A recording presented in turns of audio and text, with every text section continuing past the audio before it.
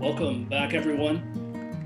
Today we're continuing with our interviews with our missionaries, and today we have the privilege of having Caleb Janson. He's one of our newest missionaries, our very newest missionary, actually, church planter in the URC. Welcome, Caleb. Thank you. It's good to be here. Caleb is working in Gig Harbor, and hey, maybe you could just begin by letting us know, explaining a little bit, what does the Gig Harbor area look like? For sure. So Gig Harbor is, so if you look at Western Washington, along I-5, you have Tacoma, and then you keep going north and you get to Seattle. And that kind of extended area is the Puget Sound. So we are right across the Puget Sound from Tacoma.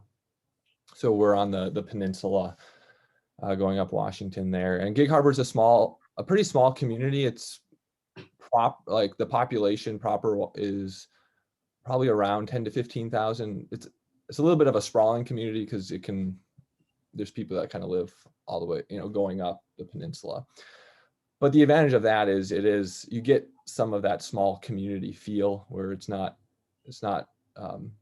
super uncommon to run into people, familiar faces at the grocery store or just around town. So that's, I think, an attractive part of the area, is that you do get that small community feel where you can have avenues to actually get to know the community and be a familiar face to the community. And certainly a lot of potential, a lot of need there as well, right? You have not a lot of Reformed churches in that area at all. Correct. Yeah, there's not a lot of confessionally Reformed churches really at all within 40-45 minute radius. So there is definitely a need in the kind of larger Gig Harbor, Tacoma area. What would the culture be like there? If you could describe that a little bit for us. Yeah, I'm still kind of learning as I moved up here in last July. So it's, of course, a very liberal area. You do get it's kind of the greater Seattle, Tacoma area. However, it does seem like the farther you get up the peninsula, it gets a bit more conservative, but you still get kind of that feel. So it is very secular. I think Gig Harbor is a little bit more church percentage wise than maybe Tacoma. Like Tacoma's feels quite a bit more secular. I don't know if Gig Harbor would be leaning a little bit more purple, but yeah, it's definitely a secular context and an unchurched context compared to the middle of the country or other places.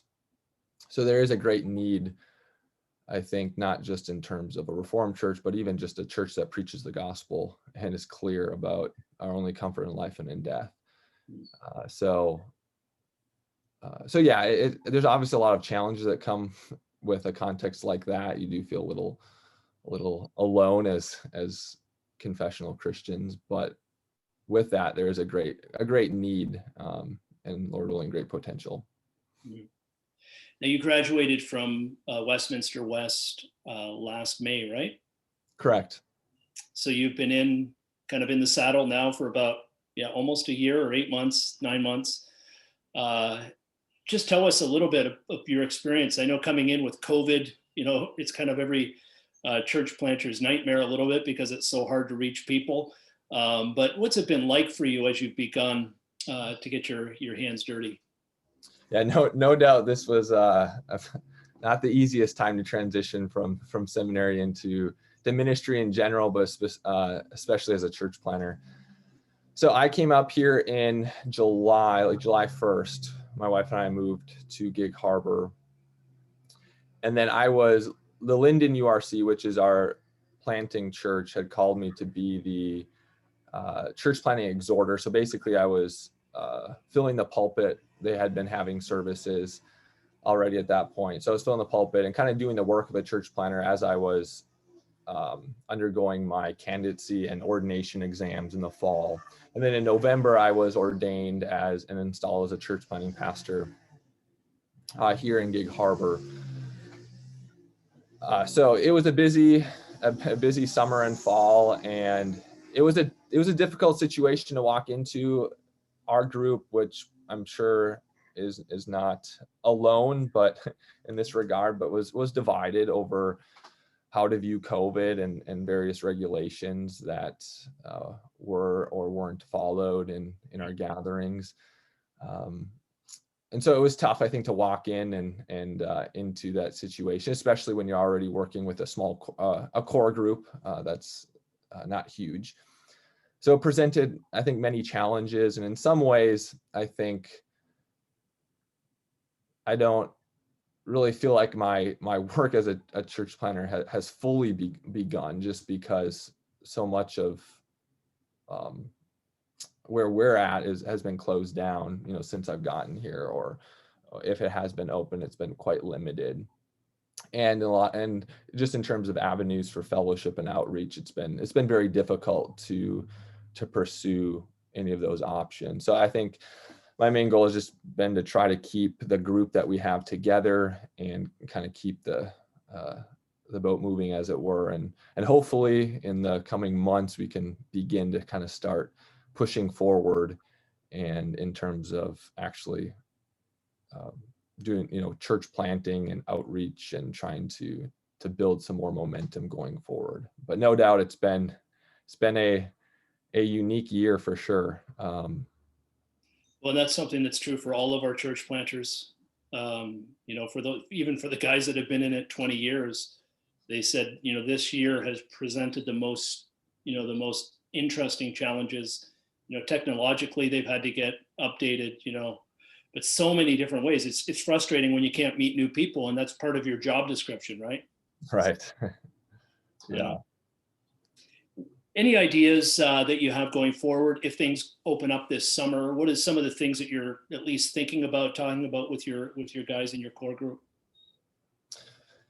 Yeah, we'd like to, I think, just even for our core group, we've been having Sunday evening worship services, and they've been doing this for almost, I think it'll be 2 years this spring.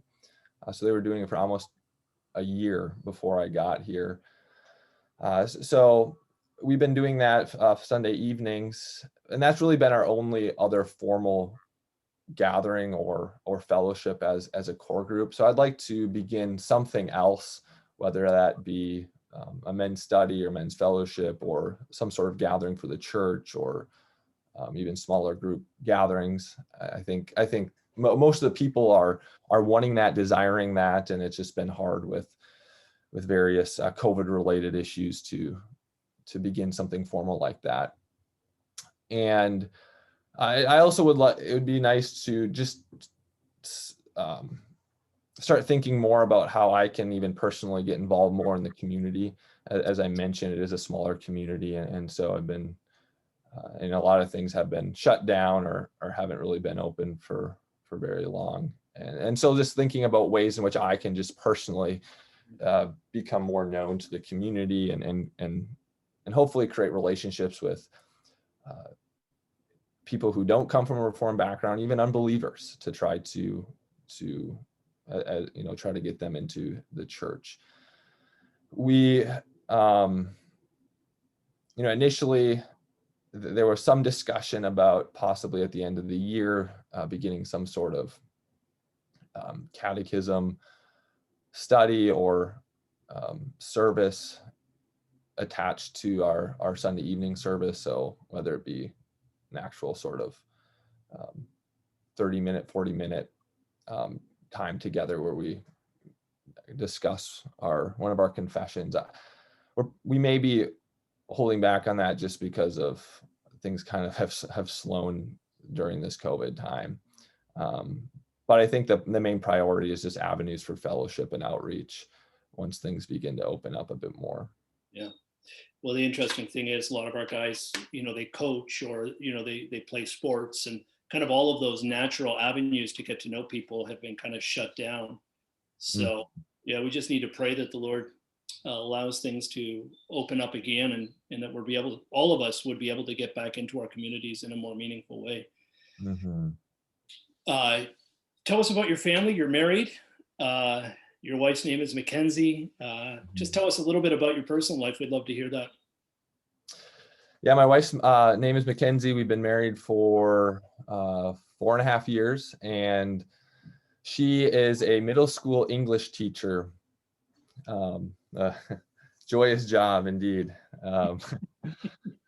But she enjoys it, and she likes the English language, so that's good. But she's been teaching at a Christian school in Tacoma, and they've been open pretty much all year, so that's been a blessing. Teaching online was not an easy thing last year, so or last spring, I should say. So yeah, that part has been a blessing. It's been also a good way to be a part of the community, the broader community, and build some relationships outside of our core group. So that's been good. And yeah, we've been enjoying the area as much as we can.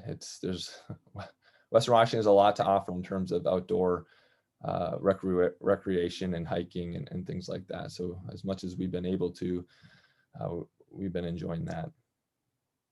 Is